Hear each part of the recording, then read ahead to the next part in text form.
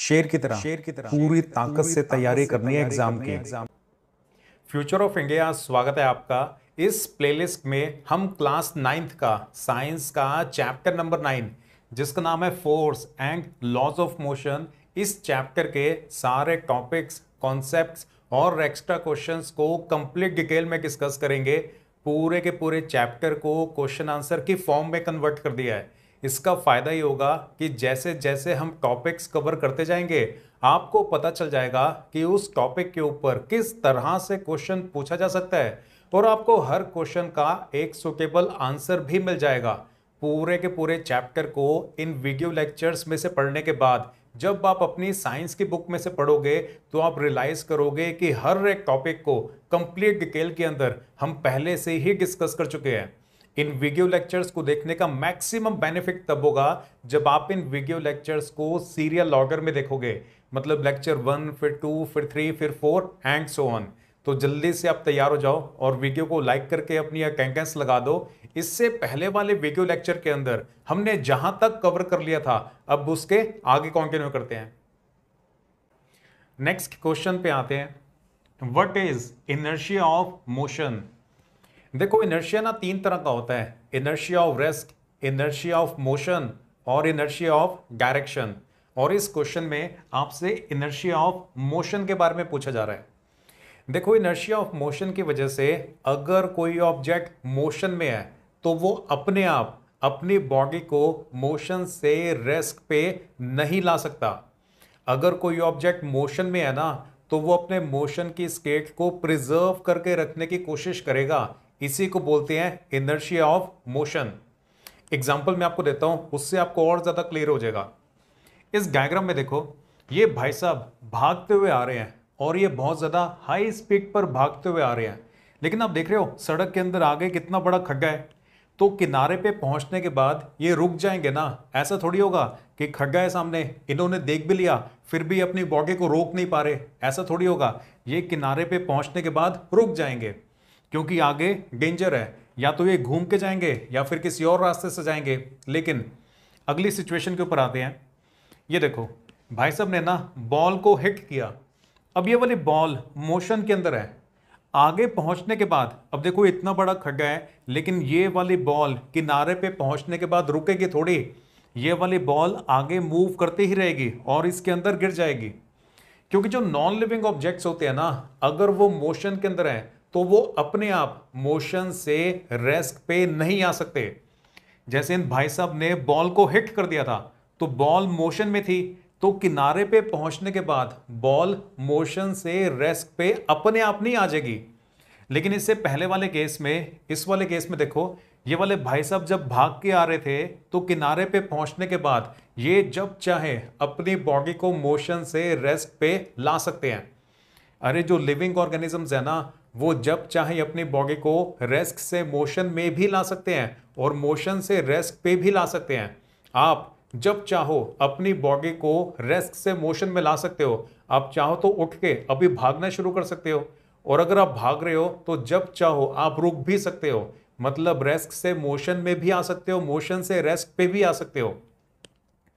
लेकिन जो non living objects हैं वो अगर मोशन के अंदर है तो वो अपने मोशन की स्टेट को प्रिजर्व करके रखेंगे। इसी को बोलते हैं इनर्शिया ऑफ मोशन।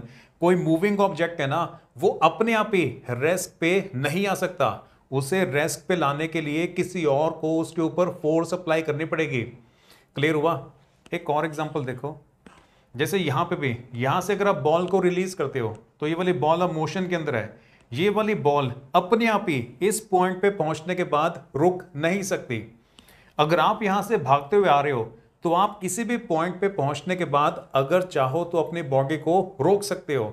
लेकिन जो नॉन लिविंग ऑब्जेक्ट्स हैं वो अगर मोशन में है तो वो मोशन में ही रहेंगे, वो अपने आप मोशन से रेस्ट पे नहीं आ सकते। किसी और को उन ऑब्जेक्ट्स के ऊपर फोर्स लगानी पड़ेगी तब जाके वो रुकेंगे। इसी को बोलते हैं इनर्शिया ऑफ मोशन। क्लियर हुआ? तो डेफिनेशन आप ऐसे लिखोगे, a moving object can not stop by itself. अगर कोई मूविंग ऑब्जेक्ट है तो वो अपने आप ही स्टॉप, अपने आप ही रुक नहीं सकता। The natural tendency of moving objects to preserve their state of motion is called inertia of motion. अब ऑब्जेक्ट्स की ना नेचुरल टेंडेंसी होती है कि वो अपनी स्टेट ऑफ मोशन को प्रिजर्व करके रखेंगे। स्टेट ऑफ मोशन को प्रिजर्व करके रखने का मतलब है अगर कोई मूविंग ऑब्जेक्ट है तो वो मोशन में ही रहेगा जब तक उसके ऊपर कोई एक्सटर्नल पर्सन आके फोर्स नहीं लगाता। जैसे कि यहां पे इस केस के अंदर अगर ये वाली बॉल मोशन के अंदर है तो इस पॉइंट पे पहुंचने के बाद भी वो मोशन में ही रहेगी, वो आगे की तरफ मूव करती ही रहेगी। क्यों मूव करती रहेगी? इनर्शिया ऑफ मोशन की वजह से। और यहां पे ये कोई नॉन लिविंग ऑब्जेक्ट थोड़ी है, ये तो भाई साहब है, लिविंग ऑर्गेनिज्म है। लिविंग ऑर्गेनिजम्स तो जब चाहे मोशन से रेस्ट पे आ सकते हैं, रेस्ट से मोशन में आ सकते हैं। जो नॉन लिविंग ऑब्जेक्ट्स है ना, उनके अंदर ये इनर्शिया ऑफ मोशन वाली प्रॉपर्टी को हम ऑब्जर्व करते होते हैं। इनर्शिया ऑफ मोशन की वजह से ऑब्जेक्ट अपने मोशन की स्टेट को प्रिजर्व करके रखेगा। मतलब अगर वो मोशन में है तो वो मोशन में ही रहेगा। और इस एग्जाम्पल के अंदर भी अगर ऑब्जेक्ट मोशन में है तो वो मोशन में ही रहेगा। अब आगे जाने के बाद वो रुक किस लिए जाता है? क्योंकि फोर्स ऑफ फ्रिक्शन एक्ट कर रही है। अगर फोर्स ऑफ फ्रिक्शन को यहां से हटा देना फिर तो ये वाली बॉल हमेशा के लिए ही मूव करती रहेगी। आप एक फुटबॉल को ग्राउंड के ऊपर अगर रोल करते हो तो थोड़ा डिस्टेंस कवर करने के बाद वो रुक जाती है ना, वो रुकती फोर्स ऑफ फ्रिक्शन की वजह से है। किसी तरीके से अगर फोर्स ऑफ फ्रिक्शन को हटा दिया जाए ना, फिर अगर आप फुटबॉल को ग्राउंड पे रोल करोगे तो वो हमेशा के लिए रोल होती रहेगी। फोर्स ऑफ फ्रिक्शन ऐसे मूविंग बॉल्स को रोक देती होती है। फोर्स ऑफ फ्रिक्शन को अगर एलिमिनेट कर दें फिर ये जो मूविंग बॉल है वो मोशन के अंदर ही रहेगी, फिर वो रुकेगी नहीं। नेक्स्ट क्वेश्चन पे आते हैं, what is inertia of direction. अब इस क्वेश्चन में आपसे यह पूछा जा रहा है कि इनर्शिया ऑफ डायरेक्शन क्या होता है। देखो, इनर्शिया ऑफ डायरेक्शन की वजह से अगर कोई ऑब्जेक्ट एक पर्टिकुलर डायरेक्शन में मूव कर रहा है तो वो अपने आप अपनी डायरेक्शन ऑफ मोशन को चेंज नहीं कर पाएगा। वो जिस डायरेक्शन में मूव कर रहा है ना, वो उसी डायरेक्शन में ही मूव करेगा। अपनी डायरेक्शन को वो प्रिजर्व करके रखेगा इनर्शिया ऑफ डायरेक्शन की वजह से। क्लियर हुआ? अगर कोई ऑब्जेक्ट एक पर्टिकुलर डायरेक्शन में मूव कर रहा है तो वो वाला ऑब्जेक्ट उसी डायरेक्शन में ही मूव करेगा अपने आप। वो अपनी डायरेक्शन ऑफ मोशन को चेंज नहीं कर सकता। इसी को बोलते हैं इनर्शिया ऑफ डायरेक्शन। मैं आपको एग्जांपल देता हूं, उससे आपको अच्छे से क्लियर हो जाएगा। आप मम्मी को बोलते हो कि मम्मी मेरे को शरबत बना दो, तो मम्मी आपको शरबत बना के देते हैं कांच के बड़े से ग्लास के अंदर। आप सारा का सारा शरबत पी जाते हो। उसके बाद जो खाली ग्लास है ना कांच का, उसको आप ऐसे से उछाल रहे हो, उसके साथ ना आप कैच कैच खेल रहे हो। तो मम्मी आपको बोलते हैं कि बेटा इसको रख दो, आपके हाथ से ये स्लिप हो जाएगा, नीचे गिर जाएगा, टूट जाएगा। पर आप बोलते हो मम्मी आज तक मेरे हाथ से क्या कभी कुछ गिरा है जो ये ग्लास गिर जाएगा? आप फिर भी उसके साथ खेलते रहते हो। आपके हाथ से वो जो कांच का ग्लास है ना वो स्लिप हो जाता है, वो नीचे गिरता है, टूट जाता है, चकनाचूर हो जाता है। फिर आप मम्मी की तरफ देखते हो, मम्मी आपकी तरफ देखते हैं, तुरंत आप उठ के भागना शुरू करते हो। मम्मी भी फटाफट से चप्पल उठाते हैं और आपकी तरफ थ्रो करते हैं। अब फ्लाइंग चप्पल आपकी तरफ आ रही है, आपको पता है कि speed of chappal is greater than your running speed, तो आप तुरंत अपनी डायरेक्शन को ना चेंज कर लेते हो। अब जो मूविंग चप्पल है वो अपनी डायरेक्शन अपने आप थोड़ी चेंज कर सकती है, तो चप्पल तो उसी डायरेक्शन में मूव कर रही है जिस डायरेक्शन में मम्मी ने थ्रो किया था, लेकिन आप मुड़ गए तो इस वजह से चप्पल आपको हिट नहीं कर पाई। आपने मम्मी की तरफ देखा, थोड़ा सा मुस्कुराया, उसी समय दूसरी चप्पल आती है हाई स्पीड पे, वो आपको हिट कर जाती है, तो मम्मी 1 और आप 0। क्लियर हुआ? जो फ्लाइंग चप्पल थी, क्या वो अपने आप अपनी डायरेक्शन ऑफ मोशन चेंज कर सकती है? नहीं कर सकती। इनर्शिया ऑफ डायरेक्शन की वजह से मम्मी ने चप्पल को जिस डायरेक्शन में थ्रो किया था ना, चप्पल उसी डायरेक्शन में ही मूव करेगी अपने आप। फ्लाइंग चप्पल अपनी डायरेक्शन ऑफ मोशन को चेंज नहीं कर सकती। एक और एग्जांपल मैं आपको देता हूं। ये वाले भाई साहब को देख रहे हो, ये जब एरो को रिलीज करेंगे, ये बो एंड एरो है इनके हाथ में, तीर कमान है इनके हाथ में, तो जैसे ही ये ऐसे करके रिलीज करेंगे ना, तो एरो एक बार जिस डायरेक्शन में मूव करने लग गया, फिर ये वाला एरो उसी डायरेक्शन में ही मूव करेगा। एरो जैसे ही यहां से रिलीज किया जाएगा, तो यहां से रिलीज होने के बाद हवा के अंदर ये वाला जो एरो है, ये वाला जो तीर है, वो अपने आप अपनी डायरेक्शन को ऐसे ऐसे चेंज थोड़ी कर सकता है। जिस डायरेक्शन में ये थ्रो करेंगे वो उस डायरेक्शन के अंदर ही मूव करेगा। जो मूविंग ऑब्जेक्ट्स है ना, वो अपने आप अपनी डायरेक्शन ऑफ मोशन को चेंज नहीं कर सकते। आप अगर भाग रहे हो तो आप जब चाहो अपनी डायरेक्शन ऑफ मोशन को चेंज कर सकते हो। कभी आप किसी डायरेक्शन में भागोगे, कभी किसी और डायरेक्शन में भागोगे, क्योंकि आप तो लिविंग ऑर्गेनिज्म हो ना। जो नॉन लिविंग ऑब्जेक्ट्स हैं उनके अंदर होता है ये इनर्शिया ऑफ डायरेक्शन। कोई नॉन लिविंग ऑब्जेक्ट अगर मूव कर रहा है तो वो अपने आप ही अपनी डायरेक्शन ऑफ मोशन को चेंज नहीं कर सकता। क्लियर हुआ? आंसर में आप ऐसे लिखोगे, an object moving in a particular direction can not change its direction of motion by itself.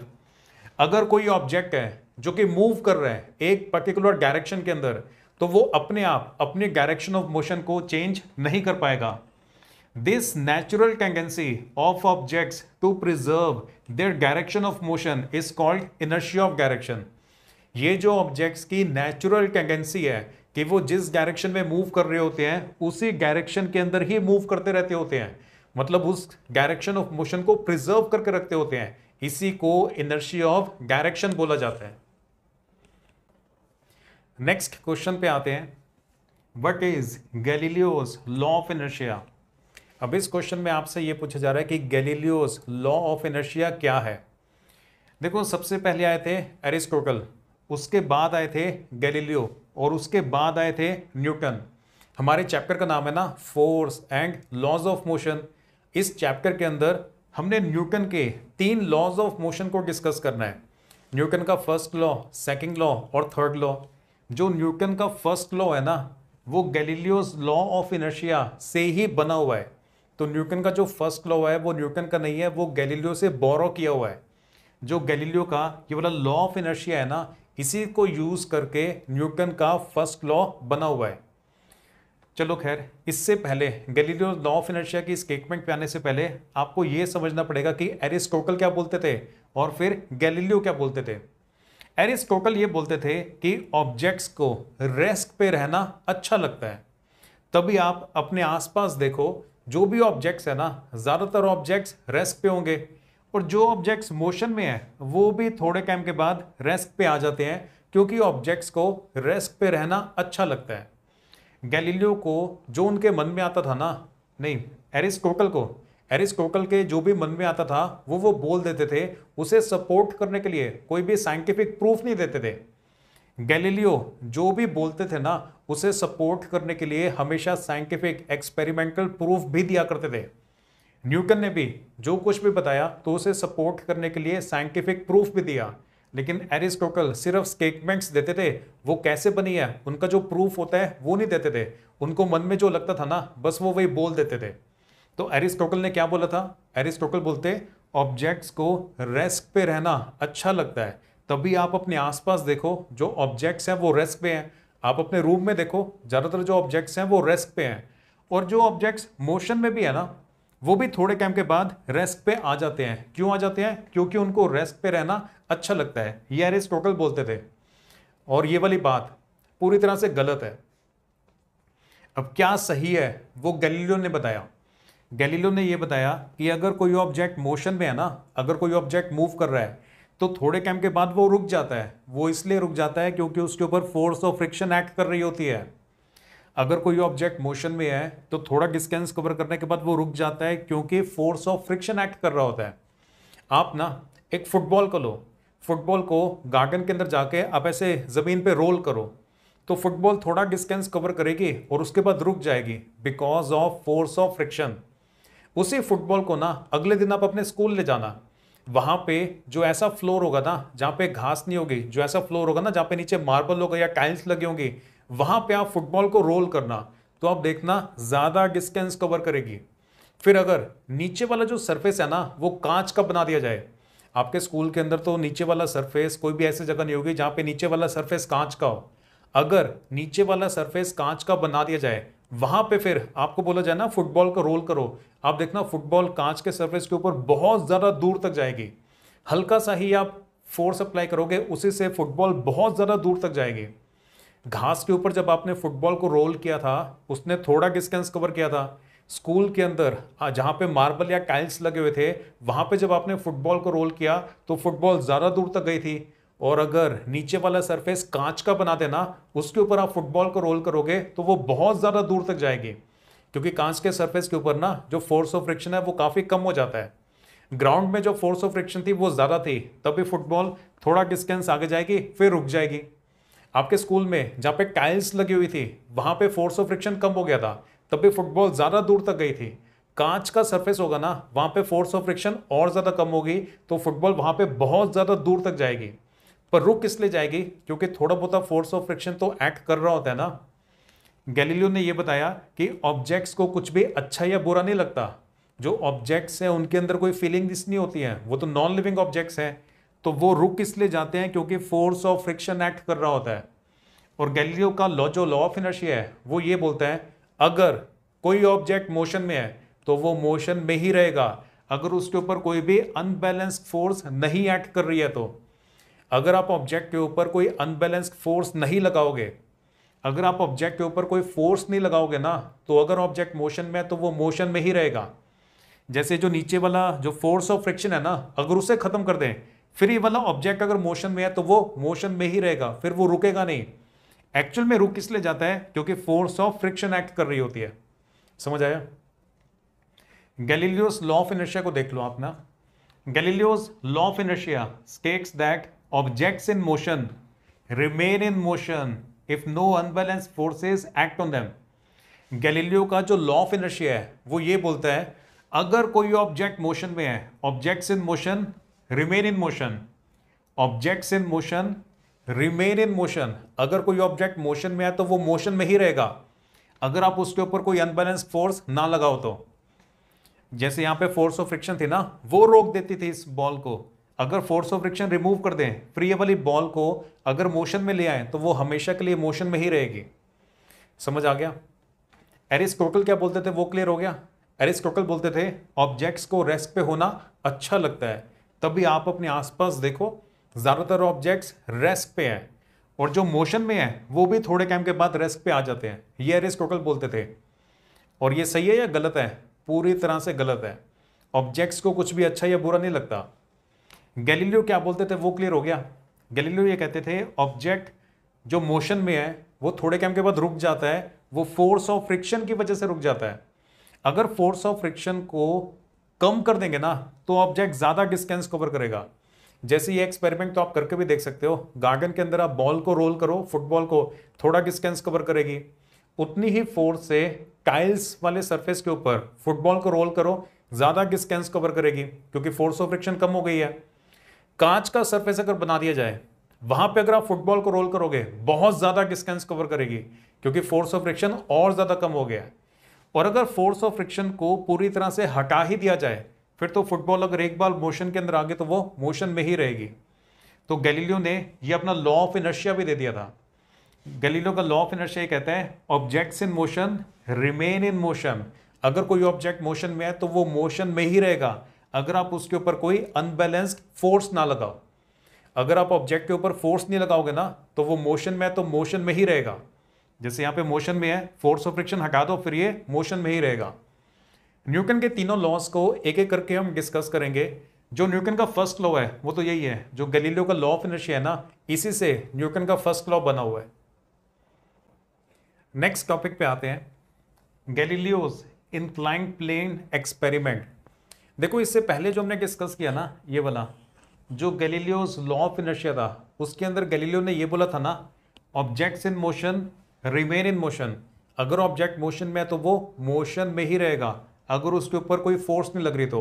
अब इसी बात को ना गैलीलियो प्रूव भी कर देते हैं। अपना ये जो उनका इंक्लाइंड प्लेन एक्सपेरिमेंट था ना, इससे वो अपने लॉ ऑफ इनर्शिया को प्रूव भी कर देते हैं। ये वाले डायग्राम्स को ध्यान से देख लो, ये वाले डायग्राम्स ना आपके साइंस की बुक के अंदर भी बने हुए हैं, तो वहां पे इसी एक्सपेरिमेंट को एक्सप्लेन किया हुआ है। गैलीलियो ने ना इस तरह के इंक्लाइंड प्लेन्स बनाए थे, और ये वाले जो प्लेन्स उन्होंने बनाए थे ना वुड के थे, और ये बहुत ज़्यादा स्मूथ थे। गैलीलियो ने इनकी स्मूथनेस बहुत ज़्यादा इंक्रीज कर दी थी। स्मूथनेस इंक्रीज करने की वजह से ना फोर्स ऑफ फ्रिक्शन बहुत ज़्यादा रिड्यूस हो जाती है। अब यहाँ पे गैलीलियो ने जो खास बात ऑब्जर्व करी ना वो ये थी, देखो बॉल को किस हाइट से वो रिलीज कर रही है ना, वो हाइट उन्होंने मेजर कर ली थी। अब लेफ्ट हैंड साइड से बॉल को रिलीज करेंगे तो बॉल नीचे आएगी, इधर जाएगी, फिर यहाँ पे इस वाले सरफेस के ऊपर राइज करेगी। खास बात ये थी कि बॉल को जितनी हाइट से रिलीज करते थे दूसरी तरफ बॉल उतनी ही हाइट तक राइज किया करती थी। जितनी हाइट से अगर 15 सेंटीमीटर से बॉल को रिलीज करेंगे तो यहाँ पे बॉल 15 सेंटीमीटर की हाइट तक राइज करती थी। अभी जो लेफ्ट वाली साइड थी ना उनको उन्होंने एज इट इज रखा। ये वाली जो राइट हैंड साइड थी ना वो उन्होंने चेंज की, इसकी इंक्लिनेशन चेंज की, एंगल चेंज किया। पहले इतना था, थोड़ा सा नीचे किया, थोड़ा और नीचे किया, थोड़ा और नीचे किया, ऐसे बार बार इस वाले एंगल को उन्होंने चेंज किया। पर हर बार उन्होंने ये वाली बात ऑब्जर्व करी कि जितनी हाइट से बॉल को रिलीज करते थे दूसरी तरफ बॉल उतनी ही हाइट तक राइज करती थी। देखो इस केस में बॉल को थोड़ा डिस्टेंस कवर करना पड़ेगा।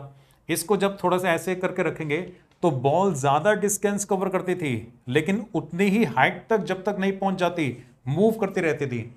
जब इसको और ज्यादा ऐसे कर दिया तो बॉल ने और ज्यादा डिस्टेंस कवर किया लेकिन तब तक मूव करती रहती थी जब तक उतनी ही हाइट तक नहीं पहुंच जाती। कॉन्सेप्ट क्लियर हो रहा है आपको? यहां से बॉल को रिलीज किया, बॉल इधर जाएगी फिर इधर जाएगी, अब यहां पे ज्यादा डिस्टेंस कवर कर रही है। देखो इस वाले केस में थोड़ा सा डिस्टेंस कवर किया था, ऐसे करने पे थोड़ा ज्यादा डिस्टेंस कवर किया और ऐसे करने पे और ज्यादा डिस्टेंस कवर किया, लेकिन तब तक मूव करती रहती है जब तक उतनी ही हाइट तक नहीं पहुंच जाती। तो गैलीलियो ने ना इस तरह के बहुत ज्यादा लंबे लंबे इंक्लाइंड प्लेन्स बनाए थे। फाइनली इसको ऐसे नीचे करते करते ना गैलीलियो ने एकदम स्ट्रेट ही कर दिया। फिर उन्होंने ऑब्जर्व किया अब अगर बॉल को रिलीज करते हैं तो बॉल उतनी ही हाइट तक तो कभी पहुंचने नहीं वाली, तो इसका मतलब बॉल हमेशा के लिए मूव करती रहेगी। तो अगर कोई बॉल मोशन के अंदर है और उसके ऊपर फोर्स ऑफ फ्रिक्शन नहीं लग रही है तो बॉल फिर हमेशा के लिए ही मूव करती रहेगी। गैलीलियो ने ना बहुत ज्यादा लंबे लंबे इंक्लाइंड प्लेन्स बना के देखे, बॉल रुकती नहीं थी, बहुत ज्यादा दूर तक वो मूव करती रहती थी, क्योंकि इन प्लेन्स के ऊपर ना ये जो गैलीलियो ने बनाए थे इनके ऊपर फोर्स ऑफ फ्रिक्शन बहुत ही ज्यादा कम थी, क्योंकि गैलीलियो ने इनकी जो स्मूथनेस है उसे बहुत ज्यादा इंक्रीज कर दिया था। तो इस एक्सपेरिमेंट से गैलीलियो ने यह साबित कर दिया था कि अगर कोई ऑब्जेक्ट मोशन के अंदर है तो वो मोशन में ही रहेगा अगर आप उसके ऊपर से फोर्स ऑफ फ्रिक्शन हटा दो। तो मतलब अगर फोर्स ऑफ फ्रिक्शन नहीं लगा रहे, कोई भी फोर्स नहीं लगा रहे, फिर if an object is in motion it will remain in motion. इससे पहले जो हमने ये डिस्कस किया था ना गैलीलियो का लॉ ऑफ इनर्शिया, इसी बात को उन्होंने साबित कर दिया। Objects in motion remain in motion. अगर ऑब्जेक्ट मोशन में है तो वो मोशन में ही रहेगा अगर आप उसके ऊपर से अनबैलेंस्ड फोर्स हटा दो। तो जैसे यहाँ पे फोर्स ऑफ फ्रिक्शन लगती है ना जो रोक देती है ऑब्जेक्ट्स को, तो गैलीलियो ने इन इंक्लाइंड प्लेन्स को बहुत ज्यादा स्मूथ बना के फोर्स ऑफ फ्रिक्शन को निग्लिजिबल कर दिया था। तब ये वाले जो बॉल है ना बहुत ज्यादा लंबे लंबे डिस्टेंसेस कवर करती थी लेकिन मूव करती रहती होती थी। तो इससे साबित होता है objects in motion remain in motion. अगर ऑब्जेक्ट मोशन में है तो वो मोशन में ही रहेगा अगर आप उसके ऊपर कोई फोर्स नहीं लगा रहे तो। नेक्स्ट क्वेश्चन पे आते हैं। State Newton's first law of motion. Super important question है और इसमें आपसे पूछ रहे हैं कि न्यूटन के फर्स्ट लॉ ऑफ मोशन के बारे में बताओ। न्यूटन के तीनों लॉज सुपर इंपॉर्टेंट है। First law, second law, third law, सबकी स्टेटमेंट्स और इन लॉज से रिलेटेड जितने भी क्वेश्चंस है ना सारे आपको बहुत अच्छे से आने चाहिए। चलो स्टेटमेंट पे आते हैं। Newton's first law of motion states that if an object is at rest it will remain at rest. अगर कोई ऑब्जेक्ट रेस्ट पे है, रुका हुआ है, तो वो वाला ऑब्जेक्ट रेस्ट पे ही रहेगा। If an object is in motion it will remain in motion. अगर कोई ऑब्जेक्ट मोशन में है तो वो वाला ऑब्जेक्ट मोशन में ही रहेगा। And if an object is moving in a particular direction it will continue to move in that direction. और अगर कोई ऑब्जेक्ट है जो कि एक डायरेक्शन में मूव कर रहा है तो वो उसी डायरेक्शन में ही मूव करता रहेगा unless an external unbalanced force is applied on it. जब तक आप उसके ऊपर कोई एक्सटर्नल अनबैलेंस्ड फोर्स ना लगाओ।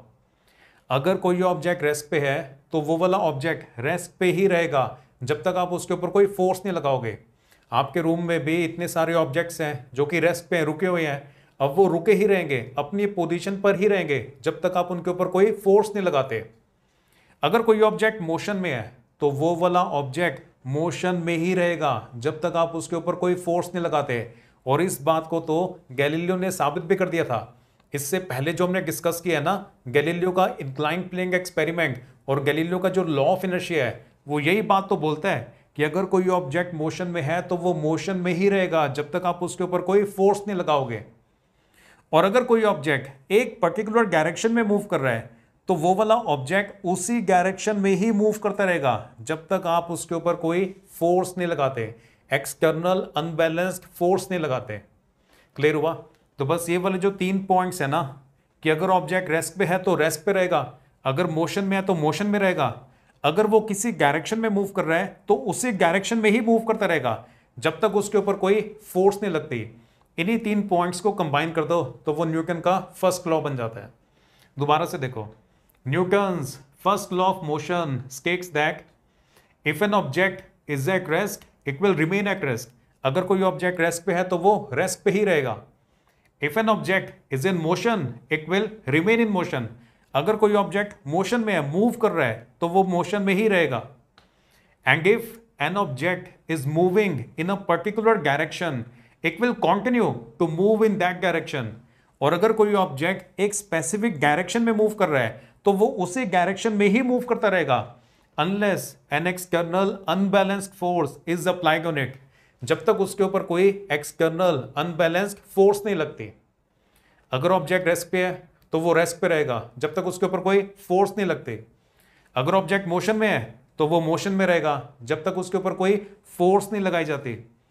अगर ऑब्जेक्ट किसी डायरेक्शन में मूव कर रहा है तो वो उसी डायरेक्शन में मूव करता रहेगा जब तक उसके ऊपर कोई फोर्स नहीं लगती। कौन सी फोर्स? एक्सटर्नल अनबैलेंस्ड फोर्स नहीं लगती।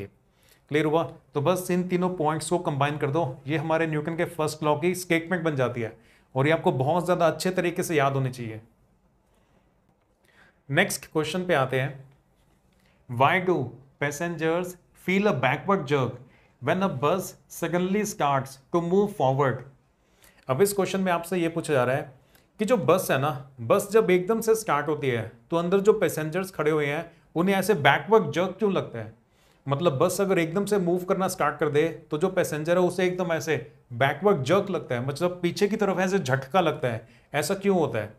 आपने ऐसे भी देखा होगा, जैसे अगर कोई पर्सन घोड़े पे बैठा हुआ है ना और घोड़ा अगर एकदम से भागना शुरू कर दे तो पर्सन को ऐसे बैकवर्ड जर्क लगता होता है, पीछे की तरफ झटका लगता है। या अगर आप स्कूटर पे पीछे वाली सीट पे बैठे हुए हो और आगे वाला जो राइडर है वो स्कूटर को एकदम से स्टार्ट कर देता है तो भी ऐसे पीछे की तरफ बैकवर्ड जर्क लगता होता है, झटका लगता होता है पीछे की तरफ। ऐसा क्यों होता है, इसी बात को हमने समझना है। चलो पहले डायग्राम के थ्रू ना मैं आपको कॉन्सेप्ट का एक्सप्लेन कर देता हूँ। ये देख रहे हो, ये हमारे पास बड़ी शानदार बस है और इस बस के अंदर इन वाले भाई साहब के ऊपर फोकस करना है जो कि आराम से यहाँ पे खड़े हुए हैं। बाकी के जो भाई साहब है ना वो तो आराम से बैठे हुए हैं, उनको छोड़ते हैं। ये आपने अपने पैसेंजर को ना खड़ा रखना है बस के अंदर। अब पहले बस भी रेस्ट पे थी और ये वाले भाई साहब भी रेस्ट पे थे, मतलब सब कुछ आराम से रुका हुआ था। अचानक ही बस एकदम से स्टार्ट हो जाती है। जैसे ही बस स्टार्ट होती है तो बस मोशन के अंदर आ गई है। अब भाई साहब की ये जो लोअर बॉडी है वो बस के नीचे वाले सरफेस के साथ कांटेक्ट के अंदर है, जिसकी वजह से बॉडी का जो लोअर पोर्शन है ना वो भी मोशन में आ जाता है। लेकिन बॉडी का जो अपर पोर्शन है वो तो बस के किसी भी हिस्से के साथ कांटेक्ट में नहीं है, तो बॉडी का जो अपर पोर्शन है वो वहीं पे रह जाता है और नीचे वाला पोर्शन आगे की तरफ चला जाता है। तभी ऐसे पीछे की तरफ झटका लगता है। बॉडी का जो लोअर पोर्शन है ना वो आगे की तरफ चला जाता है क्योंकि वो बस के नीचे वाले फ्लोर के साथ कांटेक्ट में है। लेकिन बॉडी का जो ऊपर वाला पोर्शन है इनर्शिया ऑफ रेस्ट की वजह से वो वहीं पे रह जाता है। बॉडी के अपर पोर्शन के ऊपर तो कोई फोर्स लगे नहीं तो वो वहीं पे रह जाता है, लोअर पोर्शन आगे चला जाता है, तब भी उसकी वजह से ऐसे झटका लगता होता है पीछे की तरफ। समझ आया? दोबारा से इनिशियल कंडीशन से स्टार्ट करना होता है।